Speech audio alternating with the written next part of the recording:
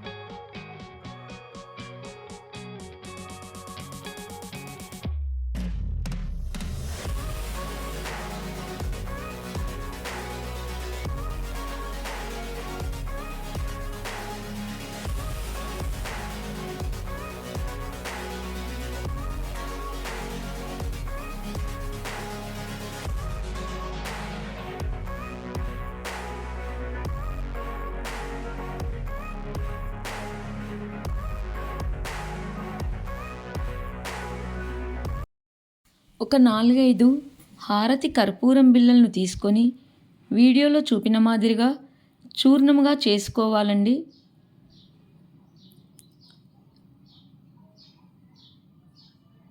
ఇలా చేసిన చూర్ణాన్ని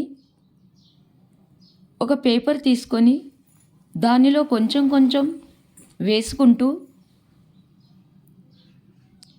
ప్యాకెట్ లాగా కట్టాలండి. ఇలా కట్టిన తర్వాత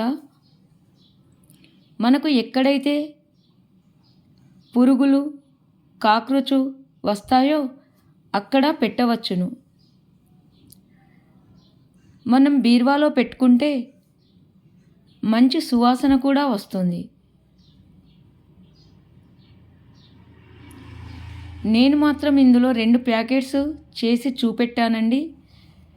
మీకు ఎక్కడెక్కడైతే పురుగులు కాక్రోచ్ బ్యాడ్ స్మెల్ వస్తుందో అక్కడ కూడా వీటిని పెట్టవచ్చును. ఇలా చేయడం వలన సువాసన కూడా వస్తుంది, పురుగులు కూడా రావు.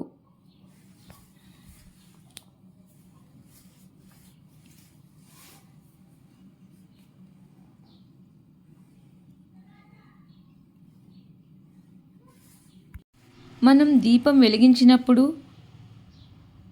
దీపం కుందులో నూనె వేస్తాం కదండి, దానిలో కూడా కొంచెం హారతి కర్పూరం పౌడర్ వేసి దీపం వత్తికి కొంచెం పౌడర్ను అద్దినచో తొందరగా దీపం వెలుగుతుంది. దీపపు కుందిలో వేసిన పౌడర్ వలన మంచి సువాసన కూడా వస్తుంది.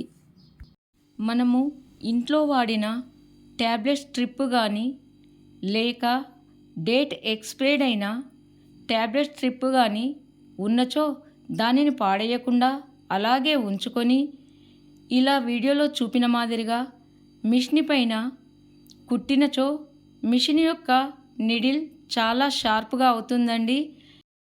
కొంచెం జాగ్రత్తగా కుట్టాలండి, లేనిచో నిడిల్ విరిగిపోయే ప్రమాదం ఉంది. అందుకని కొంచెం దలసరిగా ఉన్నదానిపై కుట్టినచో షార్ప్గా అవుతుంది నిడిల్. ఈ వీడియో నచ్చితే మాత్రం తప్పనిసరి లైక్ చేయండి.